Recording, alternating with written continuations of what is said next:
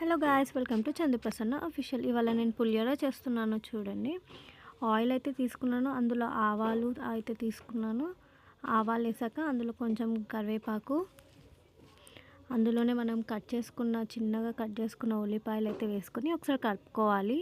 అవి light brown colour వచ్చిన తర్వాత 3 మిర్చీస్ అయితే వేసుకోవాలి, పచ్చిమిరపకాయలు వేసుకోవాలి. వేసుకున్నాక మళ్ళీ ఒకసారి కలుపుకోవాలి.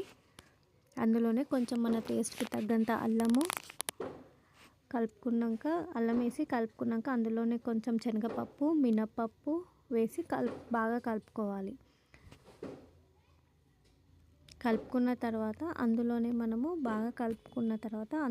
మనం పసుపు అయితే యాడ్ చేస్తాము. చిటికెడంత పసుపు వేసి ఒకసారి అంతా మిక్స్ అయ్యేలా చూసుకోవాలి. పసుపు అంతా మిక్స్ అయిపోయింది చూడండి. అందులోనే మనం ముందుగా కుక్ చేసుకున్న అన్నం అయితే ఉంటుంది కదా, అదైతే అందులో వేసి బాగా కలుపుకోవాలి. మనకు ఎంత కావాలనో అంత రైస్ అయితే వేసుకోవాలి. అన్నం అయితే వేసుకున్న తర్వాత బాగా అయితే కలుపుకోవాలి.